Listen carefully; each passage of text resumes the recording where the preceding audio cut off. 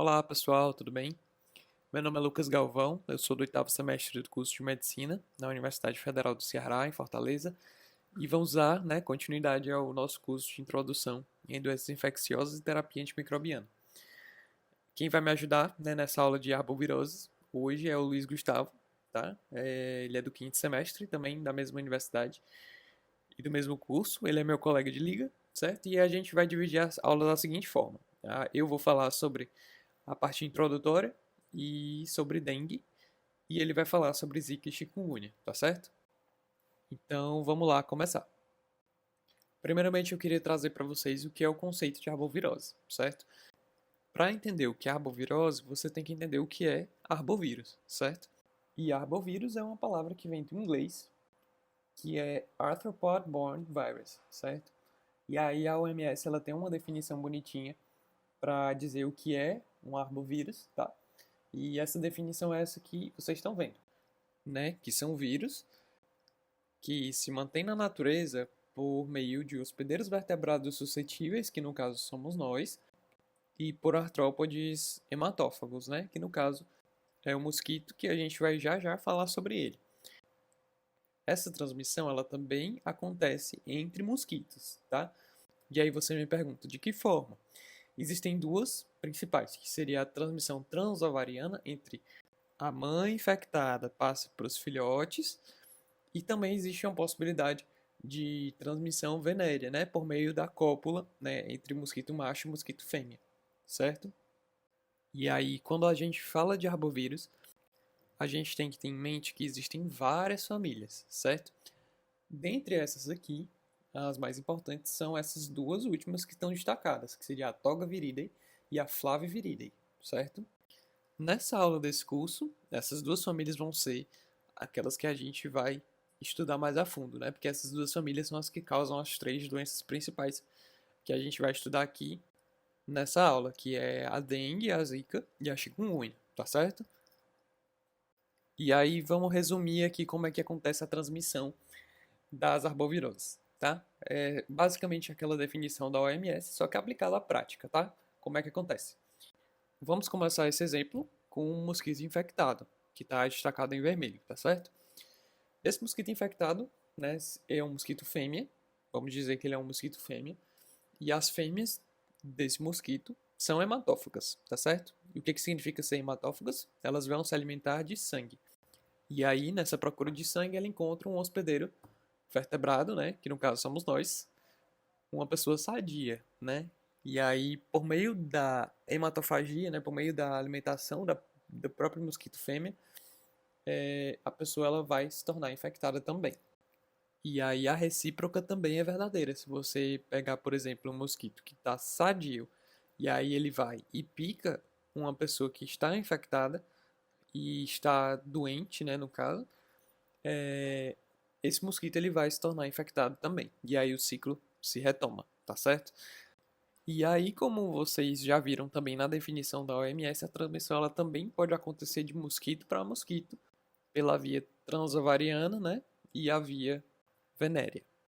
E aí, qual seria o mosquito que importa para as doenças que a gente vai ver aqui hoje? O mosquito vai ser o do gênero Aedes. E aí vamos ver algumas características desse vetor. Então, assim, de longe ele é o vetor que é mais importante para a transmissão das arboviroses aqui no Brasil, tá? E, e existem duas espécies que prevalecem. Seria o Aedes aegypti e o Aedes albopictus, certo? Caracteristicamente, esse vetor ele está presente onde tem mais gente, certo? Áreas com maior densidade populacional, com maior reprodução nas épocas quentes e chuvosas, que aqui no hemisfério sul corresponde aos meses de março, entre março e julho, mais ou menos, tá? E as fêmeas, né, como eu já falei, é que vão ser as hematófagas da história. São elas que vão transmitir a doença para a gente, né? E são elas que vão se contaminar se por acaso picarem uma pessoa doente também. Só lembrando que o hábito, né, de hematofagia delas é mais intenso nos períodos diurnos, ou seja, de dia, tá certo? Com alguns horários pico, né? No caso, os horários mais importantes, né, com maior intensidade, são o amanhecer e o anoitecer, tá certo? A parte de transição entre o dia e a noite. E aí a fêmea que também utiliza o sangue para nutrir os ovos, né, que ela esteja gerando, esses ovos vão estar nutridos e prontos para serem colocados em reservatórios de água, certo? E normalmente essa água não tem ondas, certo? Então é conhecida como água parada. Tranquilo? Então, sabendo disso, vamos falar sobre as manifestações clínicas agora. Se eu mostrar para vocês essa lista de sintomas aqui, né, febre, cefaleia, adinamia, que é a moleza no corpo, mialgia, náuseas e vômitos e exantema, né, que são manchas vermelhas ao longo do corpo, você provavelmente vai ficar tão perdido quanto eu vou ficar, certo? Porque esses sintomas eles são muito inespecíficos, tá? Ou seja, muitas doenças podem ter esses mesmos sintomas, porque esses sintomas eles não são característicos de nenhuma doença. Eles são sintomas de infecção viral inespecífica, certo? E aí você me pergunta, tem como diferenciar pela clínica as arboviroses ou desconfiar de uma arbovirose em meio a tantas outras doenças que podem causar a mesma coisa? E a resposta é sim, tá certo? A gente vai ver que nesses três temas que a gente vai falar aqui, existem alguns sintomas que podem me indicar uma arbovirose em detrimento da outra, tá certo? Esses sintomas eles são esses aqui, certo? Artralgia, hiperemia conjuntival, que basicamente é o olho vermelho ou com conjuntivite, certo? E dor retroorbitária, que seria uma dor que se localiza mais ou menos atrás do olho, é referida atrás do olho, certo? Além disso, algumas dessas doenças elas podem ter uma febre mais alta, uma febre mais baixa, e isso também nos ajuda a pensar mais em uma e não em outra, tá certo? Mas isso a gente vai falar ao longo dessa aula, tá bom? Então vamos lá, essa parte foi a introdutória sobre as arboviroses, vocês têm mais ou menos uma noção do que é arbovírus, o que é arbovirose e que sintomas causa. E aqui a gente vai falar sobre o protótipo de arbovirose que já é mais conhecida há mais tempo do que as outras duas que a gente vai falar aqui hoje, que é a dengue, certo? Então, dengue é uma palavra que vem de um dialeto africano que quer dizer golpe dado por um espírito mau, né? E também já foi chamada de febre de quebra-ossos, porque o paciente sente muitas dores, especialmente musculares, né? Mialgias. É uma doença causada por um arbovírus da família Flaviviridae, certo? Esse arbovírus é um vírus RNA envelopado e como a gente já comentou, o vetor é um mosquito do gênero Aedes, né? É importante falar para vocês também que existem 4 tipos de vírus da dengue: dengue 1, dengue 2, dengue 3 e dengue 4, sendo o tipo 2 mais relacionado com formas mais graves da dengue. A gente vai já falar sobre ele. Com relação à mortalidade, a dengue ela mata 1 a cada 200 pacientes, aproximadamente. Então, é uma doença que tem uma mortalidade bastante importante. Vamos falar agora de epidemiologia. Esse é um mapa que mostra a distribuição dos casos de dengue de 2010 a 2016, e pelo padrão a gente consegue perceber que uma maior quantidade de casos está mais concentrada na região intertropical, né? E dentro dessa região está o Brasil, né? O Brasil inclusive está no vermelho bem forte, que quer dizer que ele é um destaque, né, mundial de casos de dengue. E aí eu acho que esse gráfico ele mostra o quão importante é a gente estudar essa doença, né? O quão relevante ela é para a saúde pública do nosso país e o quão importante é para os outros países reconhecerem os países relevantes, né, no contexto da dengue. Por exemplo, se você estiver atendendo um paciente nos Estados Unidos e você achar que ele tem um quadro parecido com o quadro da dengue, você tem que perguntar se ele viajou para algum país que supostamente tenha casos de dengue consideráveis, né? E isso vai tornar provável ou improvável a sua hipótese, né, de você estar diante de um quadro com dengue. Mas aqui no Brasil, a gente tem que sempre suspeitar de dengue quando a gente tiver quadros típicos, certo? Porque aqui no Brasil tem bastante. Nesse gráfico aqui, a gente consegue ver duas informações principais. Primeiro que os casos de dengue, eles são mais concentrados no primeiro semestre, como eu já falei, né? Que corresponde ao nosso verão. Ou seja, os meses quentes e chuvosos, certo? A segunda informação é que em 2019, né, que é o período desse gráfico, teve mais casos nas regiões Sudeste e Centro-Oeste. O Nordeste seria o terceiro lugar. E esse padrão ele se repete, com algumas poucas exceções. Se eu não me engano, em 2017 o Ceará ficou em segundo lugar com mais casos de dengue em relação ao Brasil, só perdendo para o estado de Goiás, tá? Mas em geral, os estados onde tem mais casos notificados são os estados Centro-Oeste, Sudeste e Nordeste, tá certo? E aí em 2019, né, esse mesmo ano, a gente teve um aumento bastante alarmante, né, de casos de dengue em comparação com o ano de 2018, porque em 2018 nós tivemos em torno de 205 mil casos e aí em 2019 a gente foi para mais de 1 milhão, né? Esse dado ele estava levemente desatualizado, tá? Mas eu atualizei ele. Então, em vez de 1.400.000, a gente teve pouco mais de 1,5 milhão de casos no ano passado. E isso corresponde a um aumento de mais de 600% no número de casos com relação ao ano anterior. Já em 2020 a gente tem um padrão curioso. Se vocês verem bem de pertinho esse gráfico que tem do lado desse mapa do Brasil, a gente tem em amarelo os casos graves de dengue e em azul os óbitos, certo?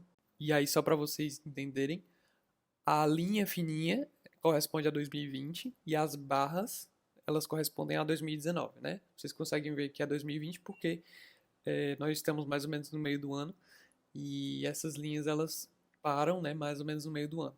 E o que é que a gente observa? No começo do ano, nas primeiras semanas, a incidência de casos graves de dengue estava maior do que o período correspondente no ano anterior, certo? No ano de 2019. E um padrão semelhante a gente encontra no gráfico de óbitos também. O ano começou com mais óbitos de dengue com relação ao ano passado. Só que mais ou menos a partir da semana 10, a gente consegue perceber que os casos começaram a cair assustadoramente, né? Mas existe um porém. Com o início da pandemia, a maior parte dos esforços de notificação das doenças foi voltada para a pandemia do Covid-19.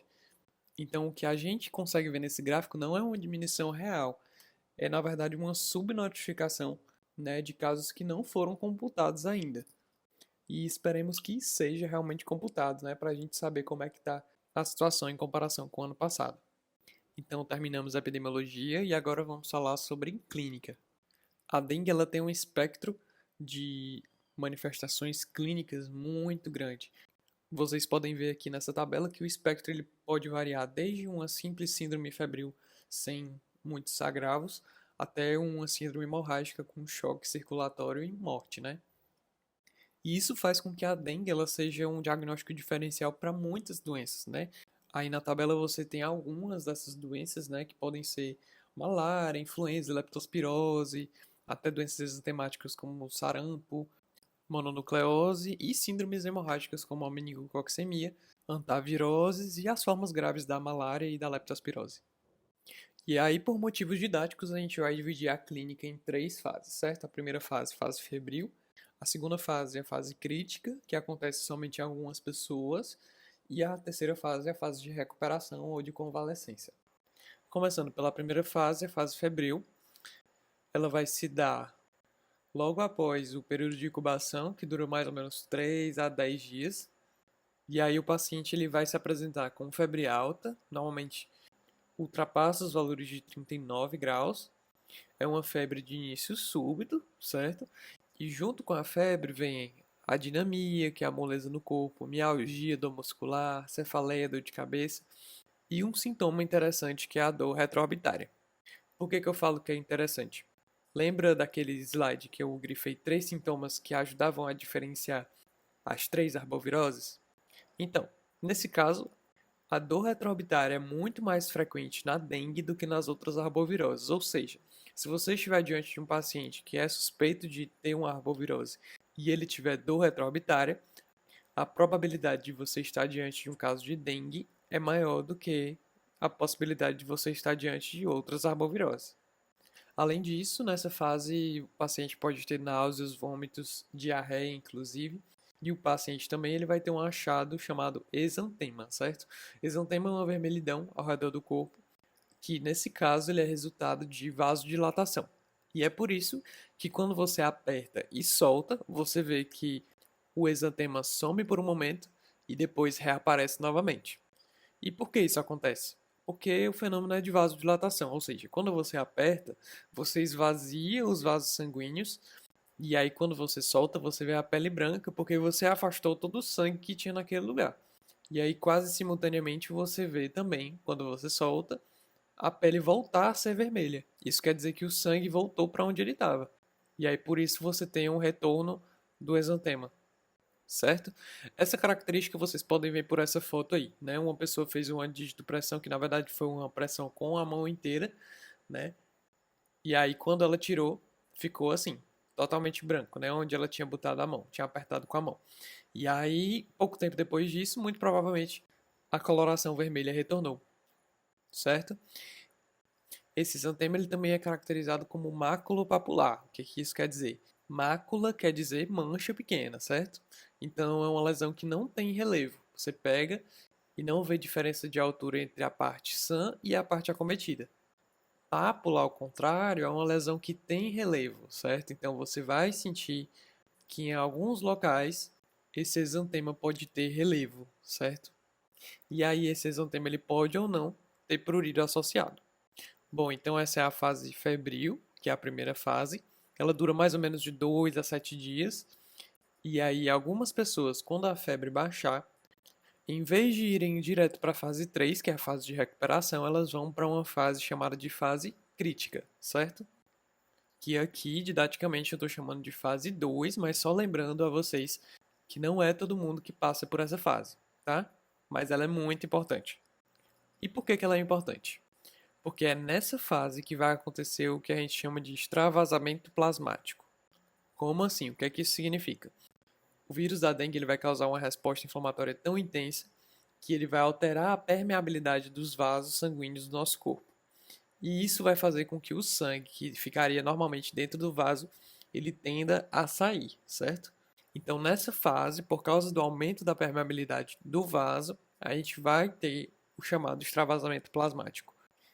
É essa fragilidade capilar e esse aumento da permeabilidade que vão fazer os chamados sinais de alarme da dengue, né? Pelo menos boa parte deles.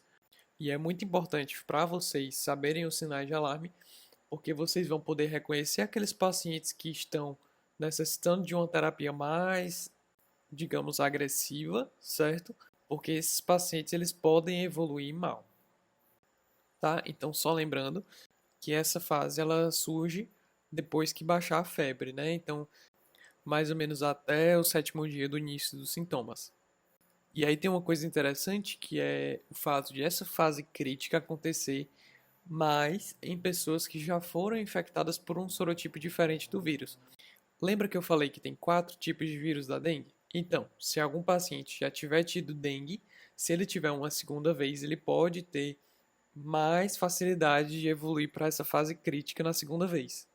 Especialmente se a sua segunda infecção for pelo tipo 2, certo? O tipo 2 é o vilão da história, porque ele está mais relacionado com a fase crítica. E por que que isso tem mais relação com a segunda infecção? Por que que isso tem a ver? Vamos lá, vou tentar explicar resumidamente para vocês. O paciente ele vai ter uma primeira infecção, e essa infecção muito provavelmente vai levar à cura e à produção de anticorpos contra aquele tipo específico, certo? Com o passar do tempo, o paciente pode ter uma segunda infecção. E aí, principalmente se ela for pelo dengue 2, o que acontece é que os anticorpos que você tinha produzido contra o outro tipo que você foi infectado na primeira infecção, eles não são específicos para o tipo de vírus que acabou de infectar esse paciente. Eles são específicos para o tipo que infectou na primeira vez. E aí esses anticorpos que o paciente tinha produzido na primeira infecção, eles vão tentar matar o vírus, mas eles não vão conseguir. E pior, esses anticorpos vão até mesmo auxiliar que o vírus entre dentro dos fagócitos, que são as células que os vírus da dengue primeiro parasitam. E aí, com o processo de fagocitose acelerado, mais intensificado, a produção de citocinas como a interleucina 6 e o TNF-alfa, que são interleucinas que aumentam a permeabilidade capilar, elas vão ser muito mais intensas do que numa infecção convencional, uma primeira infecção, certo? É por isso que é mais comum você ter a fase crítica nos pacientes que já tiveram dengue antes. E aí, estatisticamente, outros fatores de risco já foram descritos na literatura, certo? Para você evoluir para a fase crítica.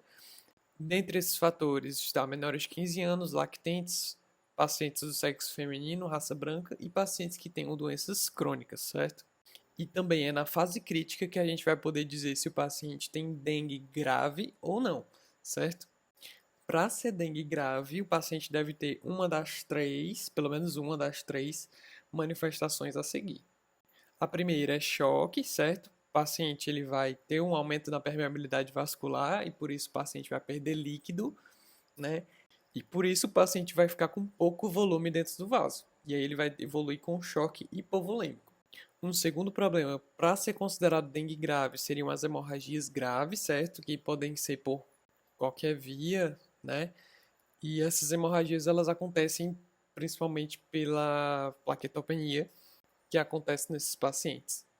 E por último, a lesão grave de órgãos, que também é uma manifestação da dengue grave, e ela pode acontecer porque o vírus ele infecta vários órgãos que sejam ricos em fagócitos também. Dentre esses órgãos está o fígado, né, que pode ter um dano hepático importante nessa forma da dengue grave, e o sistema nervoso central, que pode ser afetado por encefalites, enfim. Uma coisa importante a ser relatada é que, dentre os sinais de alarme, não sei se vocês conseguiram ver todos, mas se não conseguiram, eu vou voltar rapidamente aqui. E eu não sei se vocês perceberam, mas aqui dentro dos sinais de alarme existe o aumento do hematócrito sanguíneo, né? E por que esse aumento do hematócrito acontece? O hematócrito é o quanto do nosso sangue está sendo ocupado pelos glóbulos vermelhos. Vamos supor que o paciente perdeu o líquido, certo? O paciente teve um extravasamento plasmático intenso. Nesse caso, o nosso sangue ele vai ficar muito concentrado, porque todo o líquido foi para fora do vaso. E aí, por causa dessa concentração, essa hemoconcentração, o hematócrito ele vai aumentar, porque o hematócrito é uma porcentagem, é a proporção de hemácias no volume de sangue que a gente tem. Por causa disso, o hematócrito ele é um importante preditor de evolução do paciente, né? Se o paciente estiver perdendo líquido, se o paciente estiver extravasando plasma, o hematócrito vai subir. E isso vai significar que o paciente está entrando na fase crítica. Então, muito importante, mais importante do que observar a plaqueta do paciente, é você observar o hematócrito. Porque aí você consegue prever quando o paciente vai evoluir para uma fase de dengue grave, né, com choque hipovolêmico. Entenderam? Então, assim, eu não vou detalhar os sinais de alarme para não tomar muito tempo, mas pausem esse vídeo para vocês lerem todos esses sinais de alarme e internalizarem na cabeça de vocês, porque isso é muito importante. Tranquilo? E aí, por último, a gente tem a fase de recuperação. Essa fase é a última fase, é a fase em que a pessoa já passou por tudo que tinha que passar, então a partir de agora é só melhora, né? Ela vai reabsorver o líquido que foi extravasado e ela vai melhorar gradualmente dos sintomas que ela teve. E aí esse slide é só para mostrar para vocês a frequência dos achados que a gente tem na dengue, né? Os achados mais importantes. E aí eu aproveito e resumo as manifestações que a gente acabou de falar. Então vamos lá. A febre é caracteristicamente alta, certo? O exantema ele aparece depois da febre, normalmente entre o dia 5 e o dia 7 de doença. O paciente tem dores musculares, ele pode ter dor articular, mas essa dor articular ela vai ser mais importante para a chikungunya, que o Luiz Gustavo vai falar para vocês. E aqui na dengue, a gente vai ter dor retroorbital, sangramentos, tá? E evolução para choque hipovolêmico, tá? Que principalmente os sangramentos e o choque hipovolêmico vão ser muito menos comuns nas outras. Lembrar da plaquetopenia, né? E também os pacientes eles podem ter leucopenia, linfopenia e neutropenia, tá certo? Essa tabela eu tirei do manual de dengue do Ministério da Saúde. E aí do lado tem a legenda para vocês entenderem o que é que significam as cruzes, certo? a frequência dos sintomas nos pacientes. Para o vídeo não ficar muito grande, a gente vai parar por enquanto por aqui, certo? E no próximo vídeo a gente vai falar sobre diagnóstico e tratamento. Tranquilo? Então, até lá.